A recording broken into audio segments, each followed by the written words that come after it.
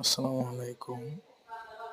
গড়গাছা উপজেলার ৯ নম্বর হাজিরবাগ ইউনিয়নের মাটিকুমড়া গ্রামে আজ সকালে একটি অজ্ঞাত লাশ পাওয়া গেছিল, যেটি পরবর্তীতে মাটিকুমড়া গ্রামের উত্তরপাড়ার মৃত ওহাব আলী গাজী অর্থাৎ ওহাব গাজীর ছেলে হিসেবে চিহ্নিত হয়েছেন।